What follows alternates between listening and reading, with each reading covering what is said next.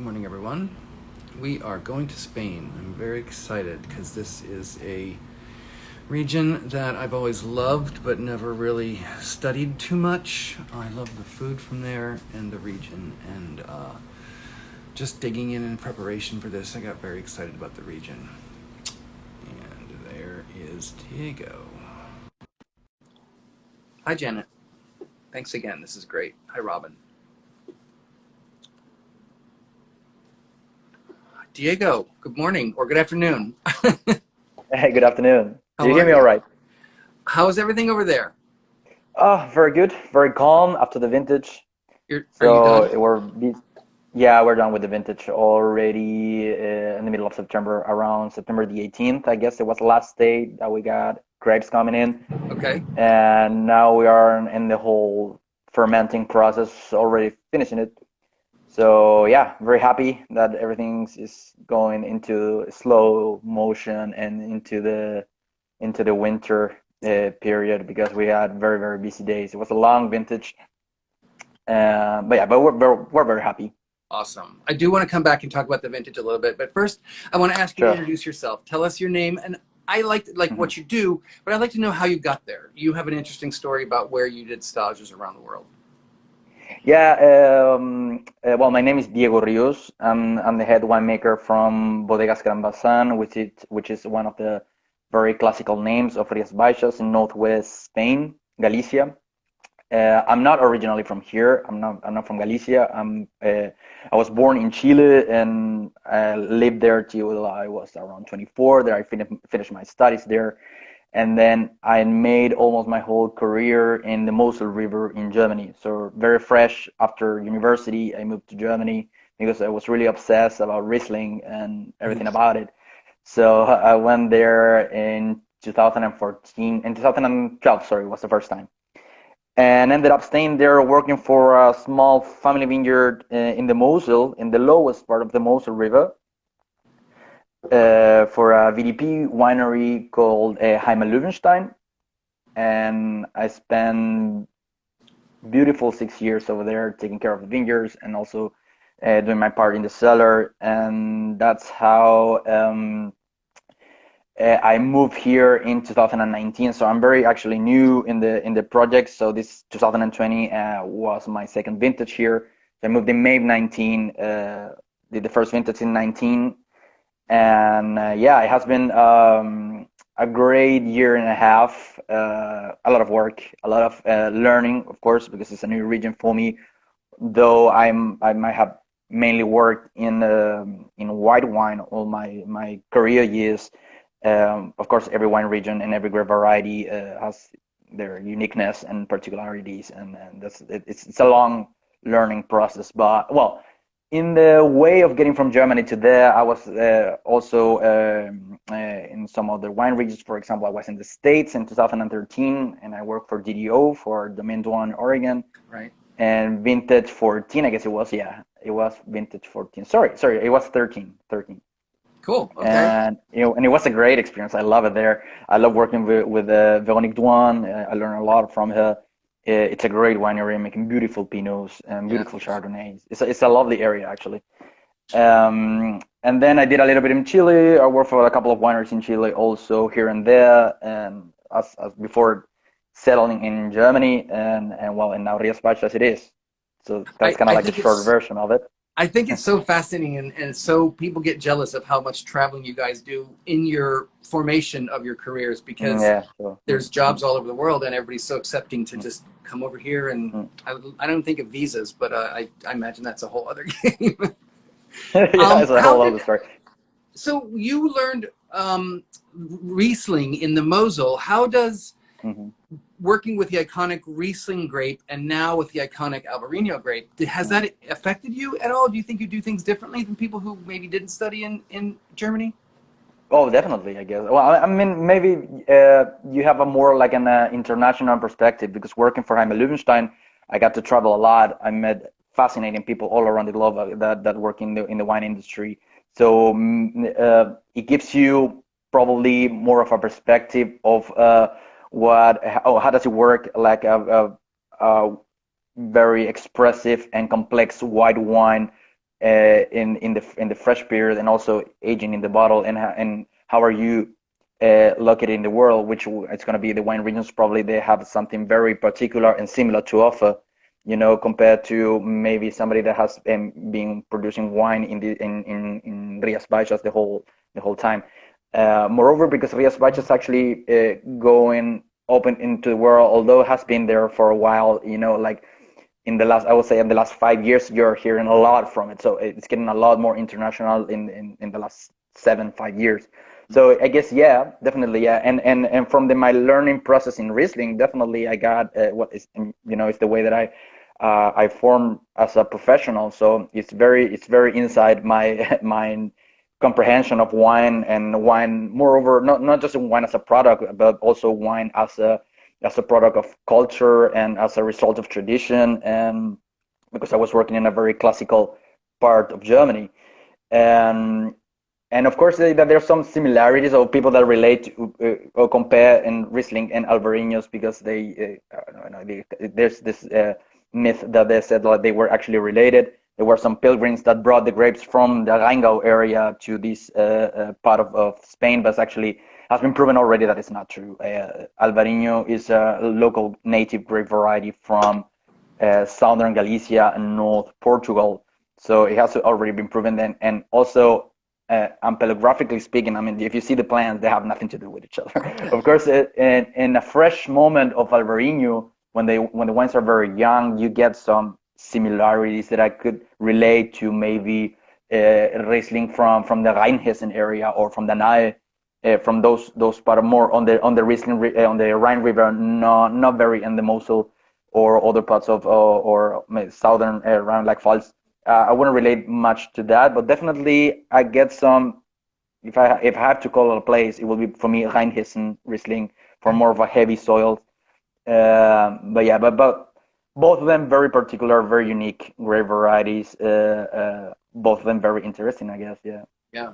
Well, and also I see that you guys have an older Albarino. Usually over here in the States, we only see like the current release, but you guys have some older wine too, and that's Yeah. Riesling is another high tone, fresh grape that is Hmm. brilliant in its youth, but it does age really well too.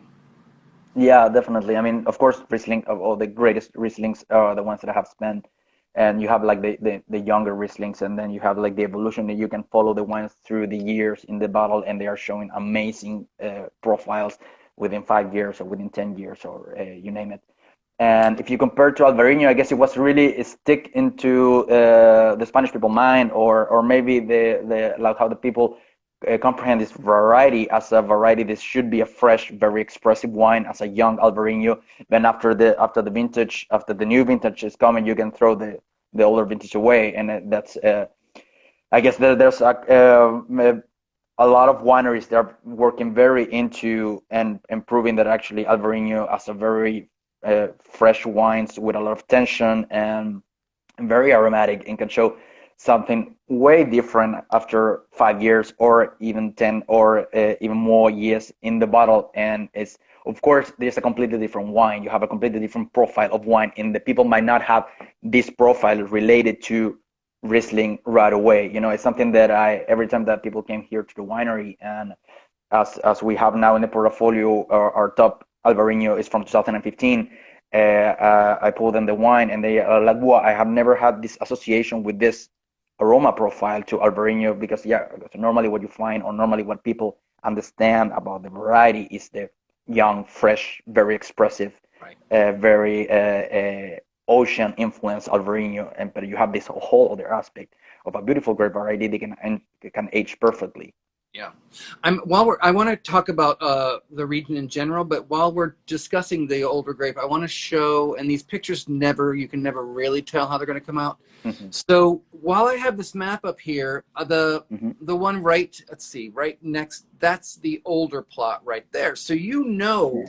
before you pick even, what vines are going to make the wine that you're going to hold on to, right?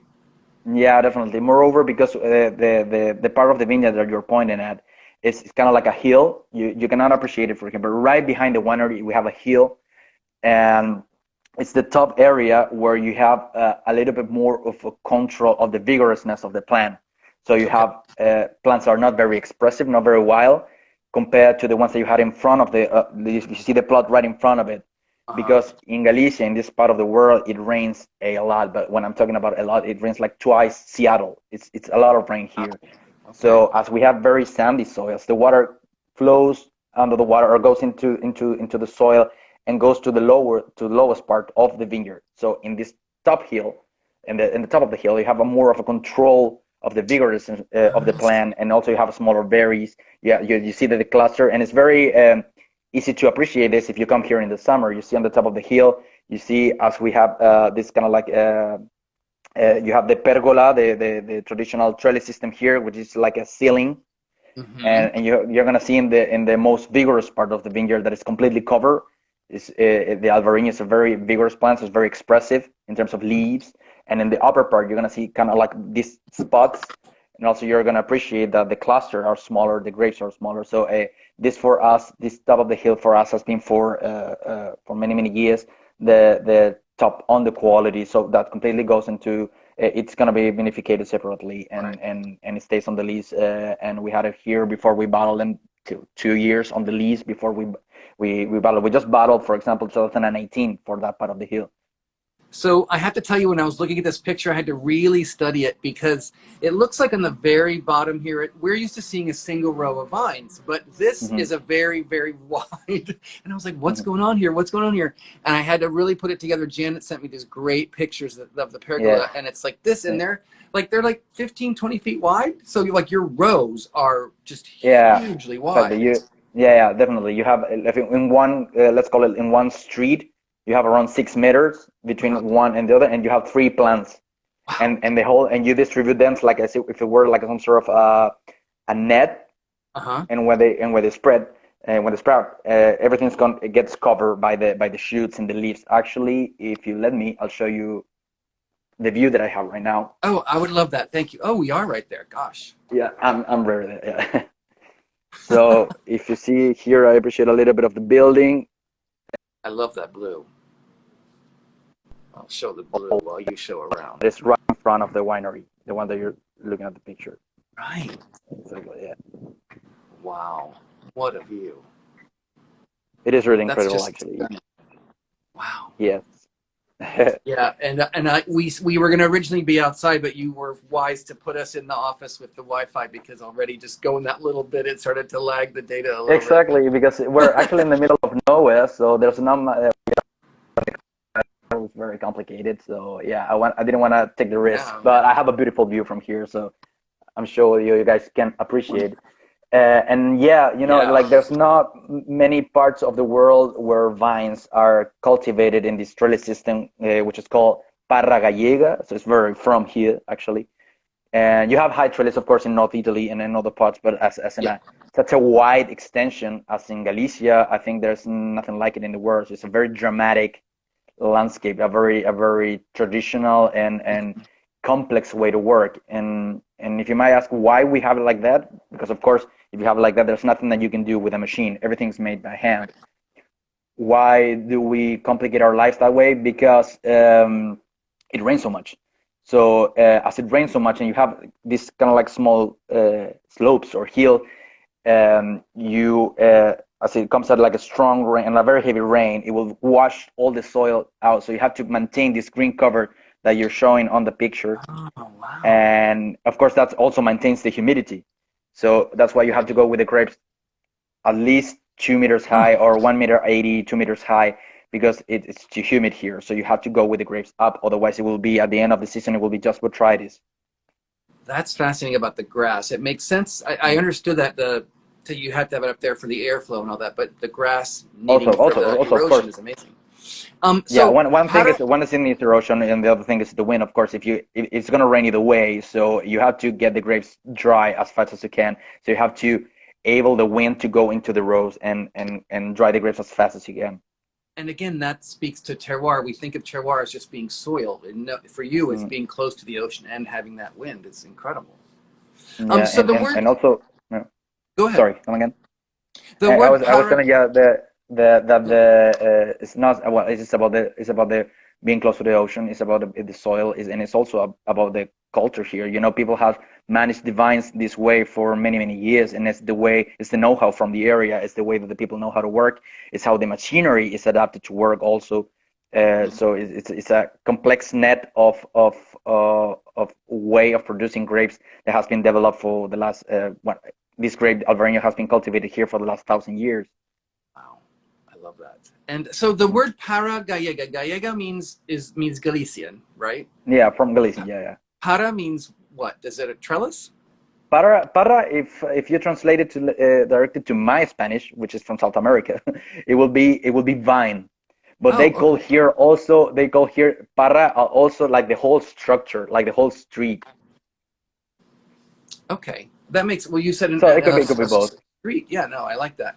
So, can Hmm. you talk about the region a little more broadly? You mentioned pilgrims, Hmm. and you're not far from Santiago de Compostela, No, no. and you're Galicia, which, when you look at Spain, is actually south of like the Loire Valley or something. But so, can you talk about just climate in general, soil in general for Sure. Galicia, and how the pilgrims maybe did impact things, aside from not bringing the vine in? Well, so Galicia is like right above Portugal, so northwest Spain, right on the border, and you have five different DOs or five different denomination of origin in the area. We are located in Rias Baixas, the one that we're talking about. Rias Baixas, let's say, is the most coastal one, and within the Rias Baixas, you have five different sub-regions. Where the winery is located, it's also the biggest, called Salnés Valley. Uh huh. In the whole Rias Baixas, we have around, let's say, around almost 10 acres. And Salnes Valley, which is the biggest, it will be almost the half of it. Oh And let's wow. say you have two of these five sub-regions within Rias Baixas that are right on the coast.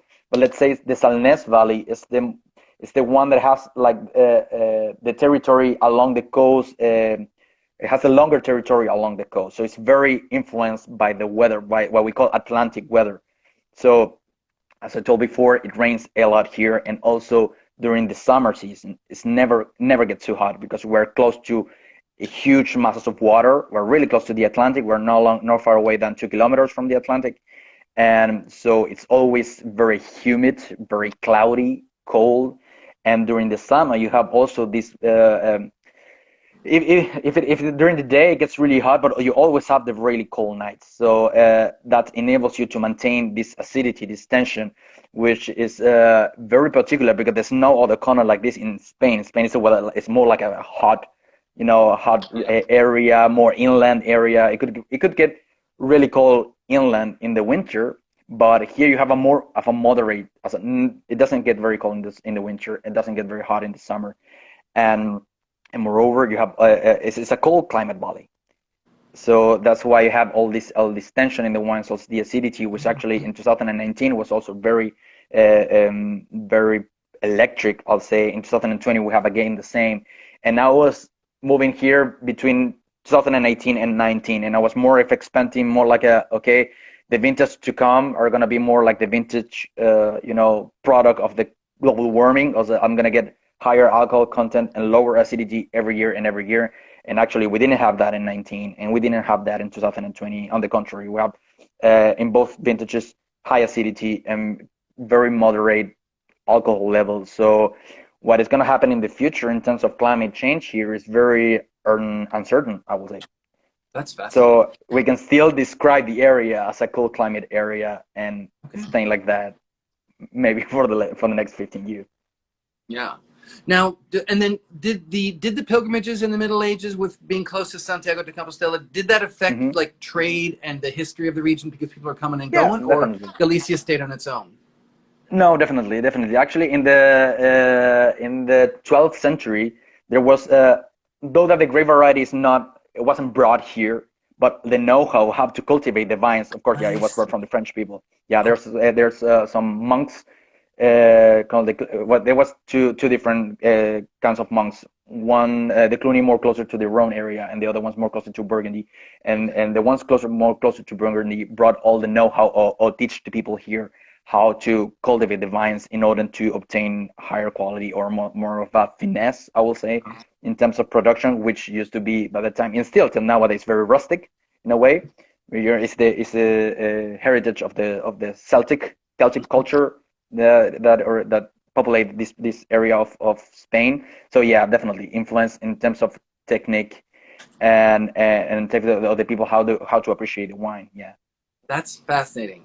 So we're back on the Atlantic Ocean, and over here in on the where we are in America, Atlantic really affects oysters. The oysters are so great here.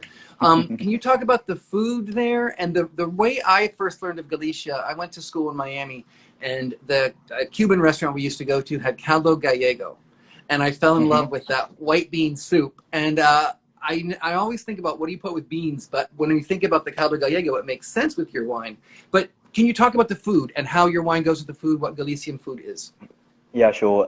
Well, you have to remember that I'm still a tourist in this place. So of course, the food is something that I fell in love completely when I arrived here, because you have this great coast, and it's not just a straight coast. We have what we call Ria. That means these lands of water going inland, and where it's Okay. actually where a river ends. Uh-huh. And so you're gonna see that the coast is not straight down. It goes like this. So you have a Yeah. very long coast where you can produce this unbelievable seafood.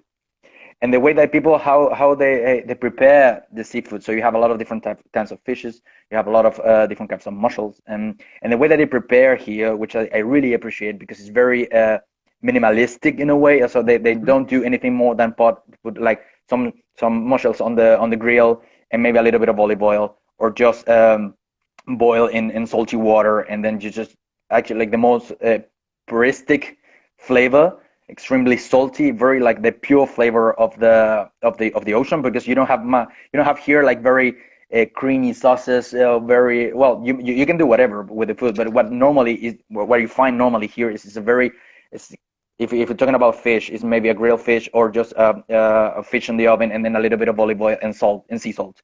And if you try that with it, with the freshness and with the acidity of the Alvarinhos, it matched perfectly. It's matched perfectly. Yeah.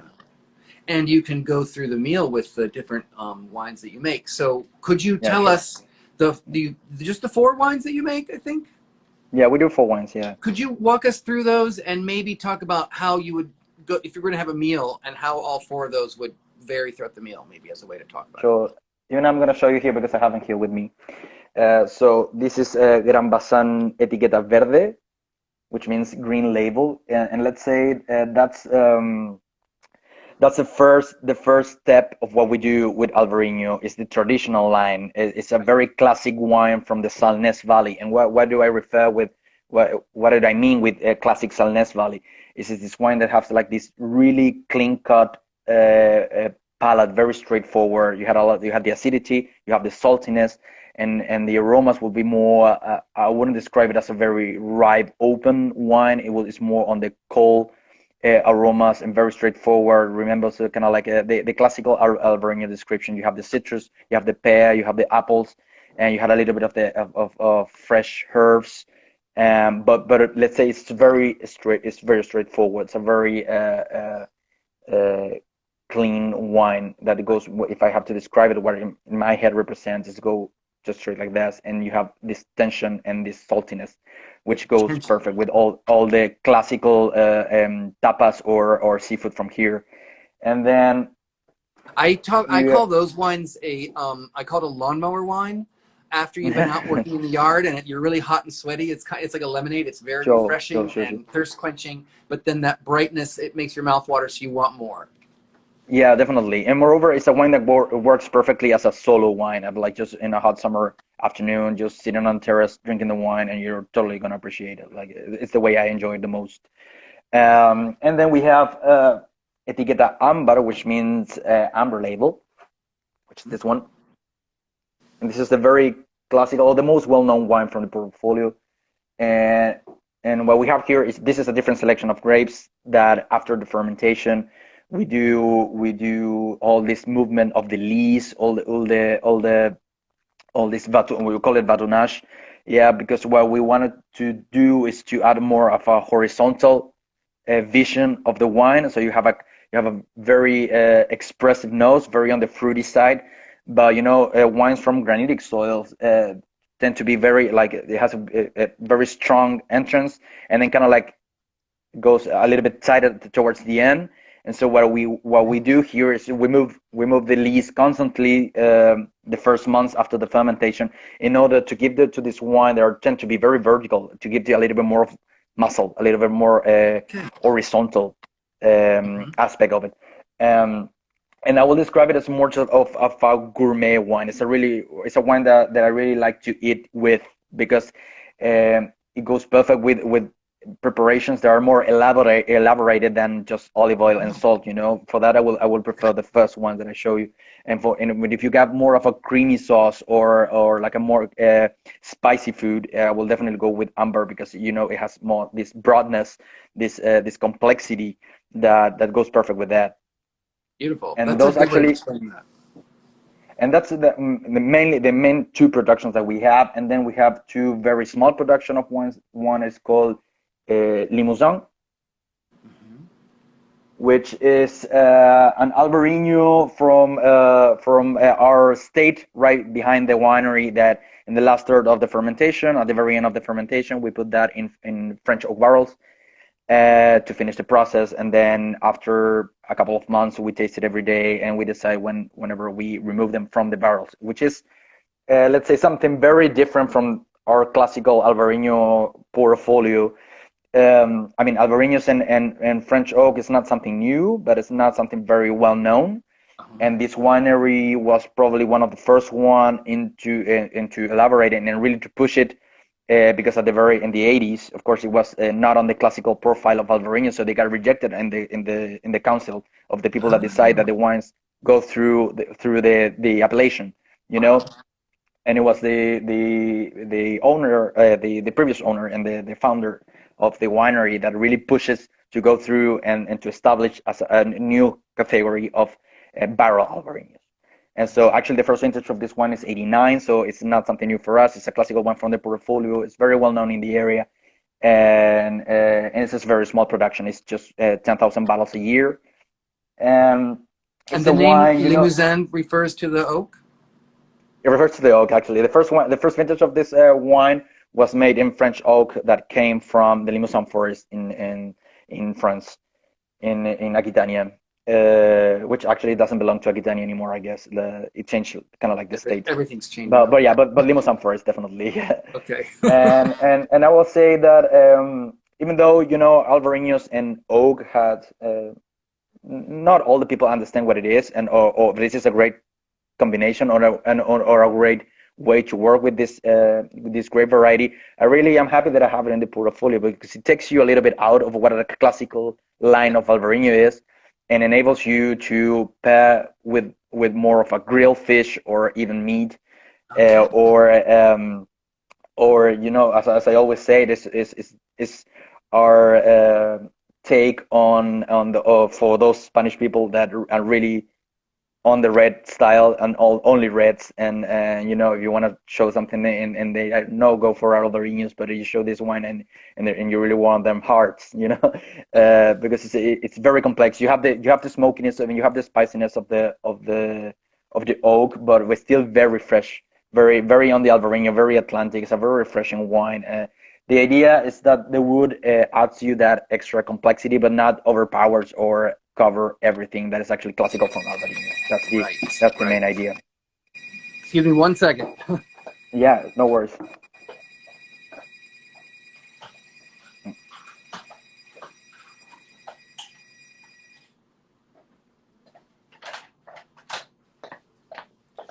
Some delivery or something. Sorry about that. No, no worries. Okay. I And was, then I the was. fourth wine. And then the fourth one, which is the head of the portfolio, is called Don Álvaro de Bazán, which it was a sailor here, a very well-known sailor, that, well, the story says that it was never defeated.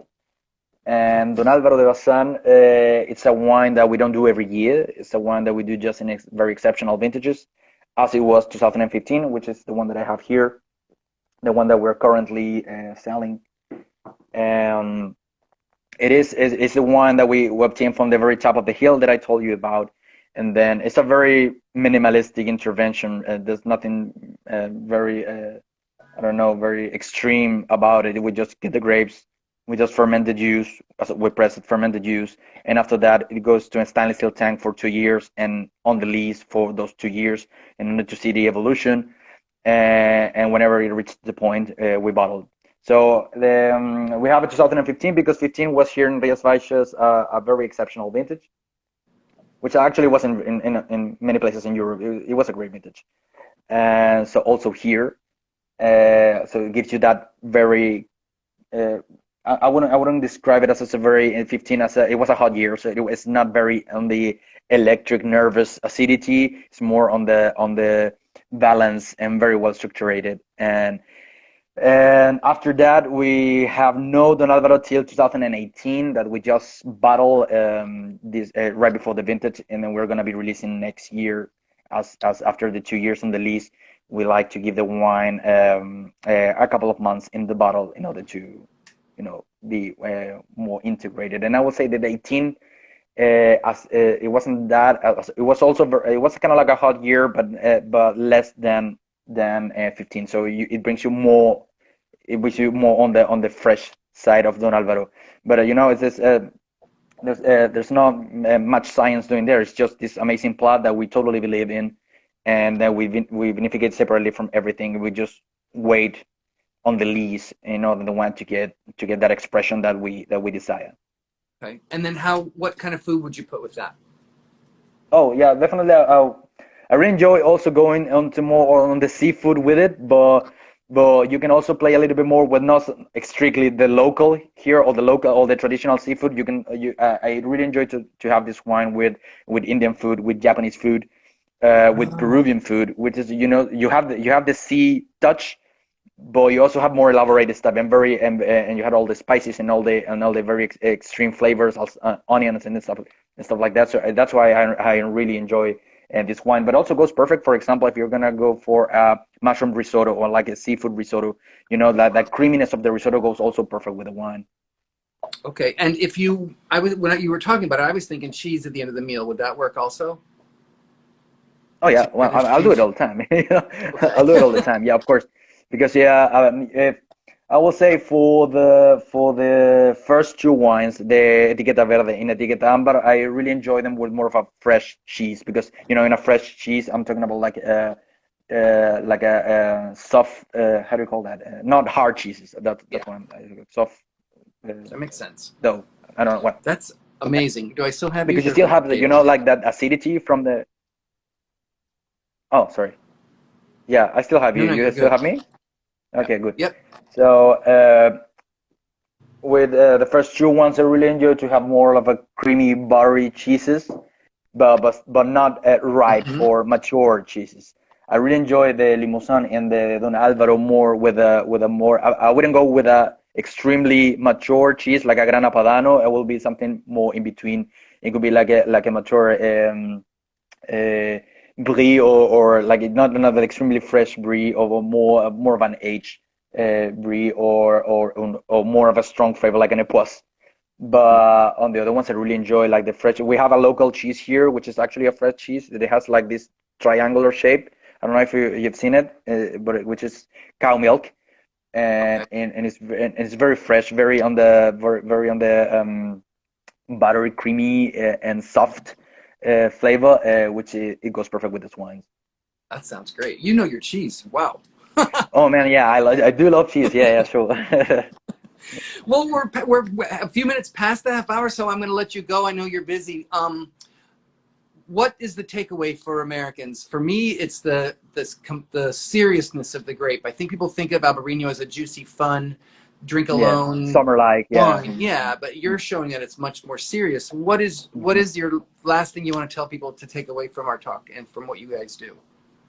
And definitely to go for something different. Like if you have this conception from Alvarinho being very expressive, very summer-like, very and just staying in that phase and not daring to try something different, like an H Alvarinho, you're totally gonna miss it. So uh, I totally invite people to discover how amazingly beautiful these grapes can develop in the bottle, and actually to get some bottles, keep it on the cellar, try it maybe one each year.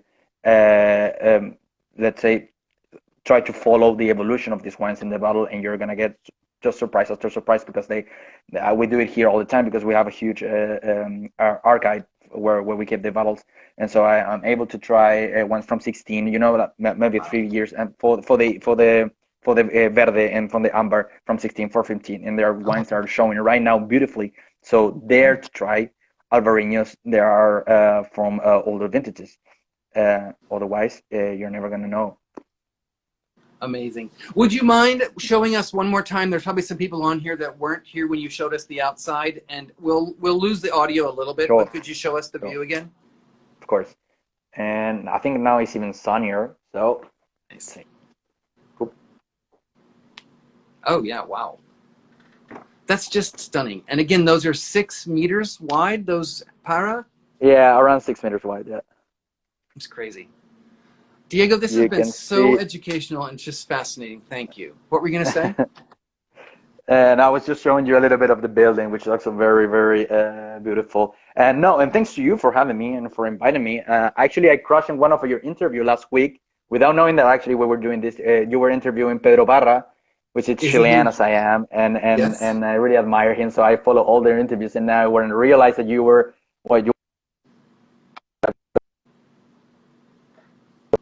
participate with us. So yeah, thanks so much to you. It has been a pleasure. That's awesome. I love the connection. That's great. It is a real pleasure to meet you. I can't wait to meet you in person, hopefully over there next time you come to New York. Let's find each other. Thank you so much. And thanks to Janet and the whole team for everybody getting us together. I appreciate it. Yeah, thanks so much for the organization. You too. Bye. All right. Bye-bye now.